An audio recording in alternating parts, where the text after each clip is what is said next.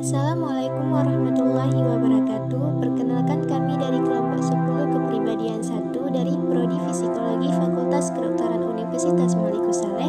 Pada kesempatan kali ini kami akan menjelaskan tentang teori stimulus respon Nael E. Miller dan John Dollard yang beranggota saya sendiri Mirnawati, Zuri Mayanti dan Zulfia Dani.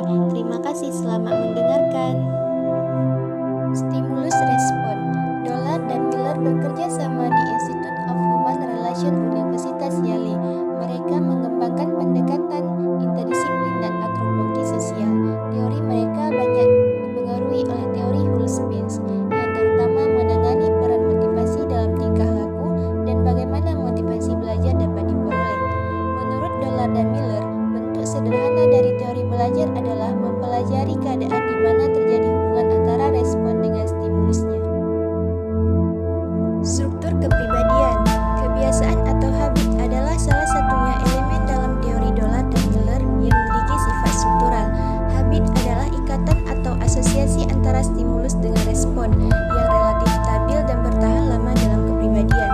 Dollard dan Miller menyerahkan kepada ahli lain rincian perangkat habit tertentu yang mungkin menjadi diri seseorang, karena mereka lebih memusatkan bahasannya mengenai proses belajar, bukan kepemilikan atau hasilnya. Selanjutnya, dinamika kepribadian. 1. Motivasi dorongan atau motivation drive. Dollard dan Miller sangat memperhatikan motivasi atau drive. Mereka tidak menggambarkan atau mengklasifikasi motif tertentu, tetapi memusatkan perhatiannya pada motif-motif yang penting, seperti kecemasan. Dalam kehidupan manusia, banyak sekali muncul dorongan primer seperti lapar, haus, dan seks.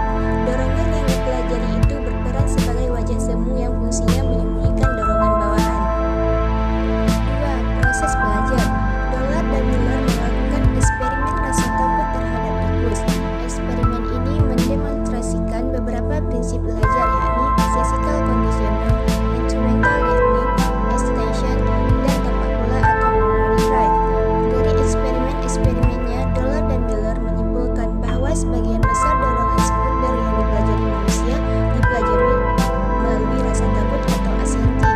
Mereka juga menyimpulkan bahwa untuk bisa belajar orang harus menginginkan sesuatu, mengenali sesuatu, mengerjakan sesuatu, dan mendapatkan sesuatu. 4 komponen utama belajar yaitu drive, cue, respond, dan reinforcement.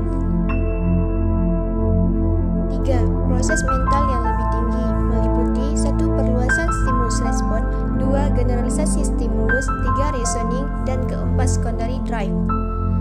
4. Model konflik. Ada 3 bentuk model konflik, yakni konflik approach avoidance, di mana orang dihadapkan dengan pilihan negatif yang ada di satu sisi. Kemudian konflik avoidance, di mana orang dihadapkan dengan dua pilihan yang sama-sama negatif.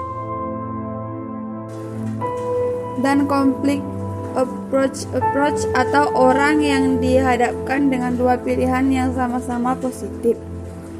Ketiga bentuk konflik itu yang mengikuti 5 asumsi dasar mengenai tingkah laku konflik berikut.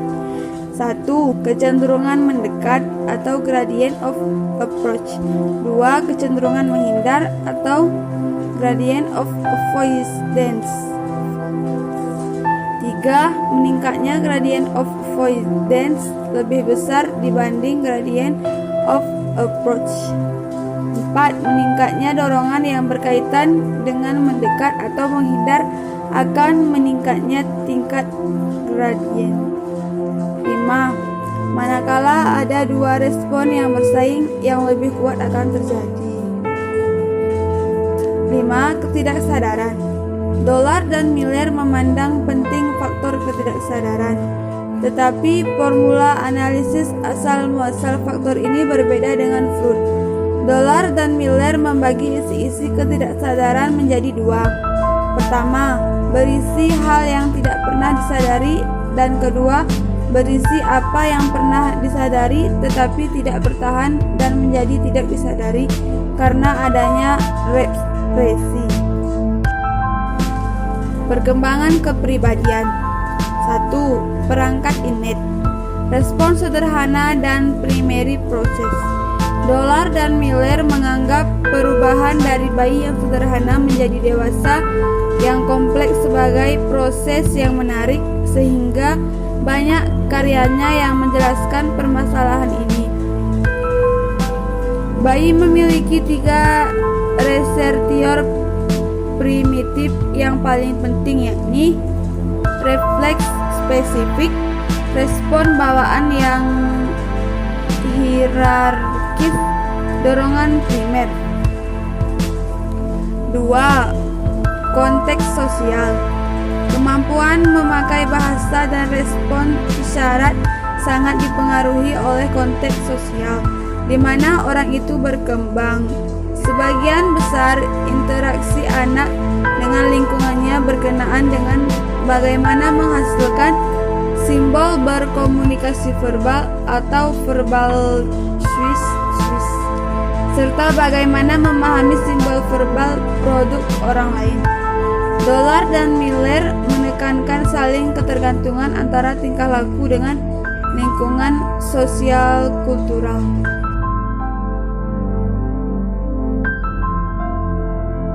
Yang ketiga, situasi belajar atau training situation. Seperti teoritisi psikoanalitik, Dollar dan Miller menganggap 12 tahun kehidupan awal sangat penting dalam menentukan tingkah laku dewasa.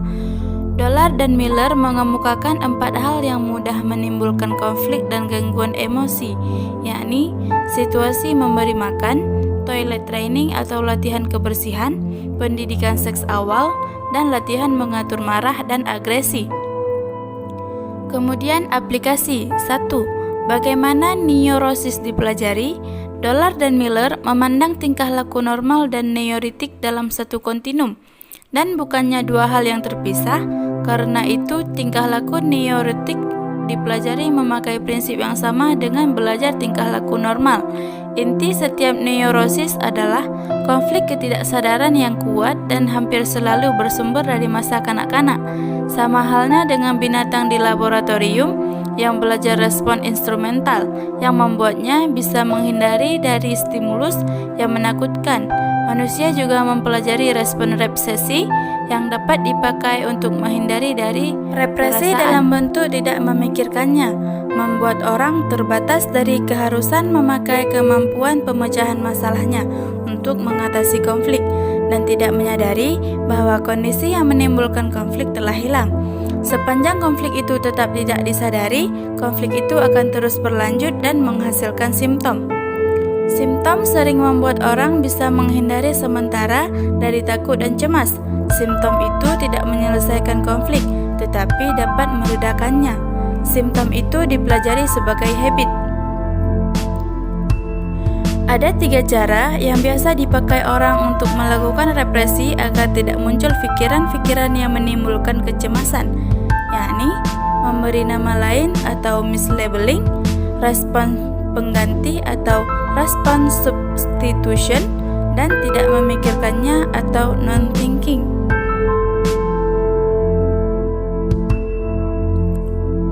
2. Psikoterapi. Dollar dan Miller memakai kondisi dan prosedur kondisi terapeutik konvensional. Terapis yang simpatetik dan permisif mendorong pasien untuk berasosiasi dan mengungkapkan perasaannya.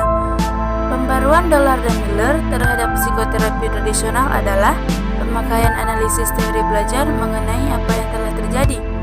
Pertama, displacement. Displacement adalah merubah arah impuls yang dicegah agar tidak diekspresikan baik oleh event eksternal maupun oleh kecaman dari diri sendiri. 2. Sublimasi. Sublimasi adalah bentuk displacement yang lebih adaptif karena energi yang ada tidak ditumpahkan pada bentuk asli yang dicegah, tetapi disalurkan ke dorongan lain yang bisa diterima. 3. Belajar menguasai sistem syaraf otonom. Eksperimen Dollar dan Miller menunjukkan bahwa binatang dan manusia pada tahap tertentu dapat belajar mengontrol respon sistem syaraf otonom. Mereka dapat belajar mempercepat dan memperlambat denyut jantungnya atau kontraksi ususnya. Evaluasi. Teori Dollar dan Miller mempunyai banyak kelebihan, di antaranya 1. Konsep-konsep utamanya memiliki rincian yang didukung oleh data empirik. 2. Jarang ada formulasi yang kabur semacam intuisi karena memakai pendekatan positif secara keras. 3. Teori Dollard dan Miller berusaha menjelaskan konsep-konsep psikoanalisis dengan metodologi dan bahasa behavioral sehingga psikoanalisis menjadi semakin ilmiah. 4. Teori Dollard dan Miller secara khas adalah teori proses belajar, sesuatu yang sangat penting dari semua teori kepribadian. 5. Dollard dan Miller secara eksplisit memakai variabel sosiokultural lebih dari pakar lainnya. Sekian penjelasan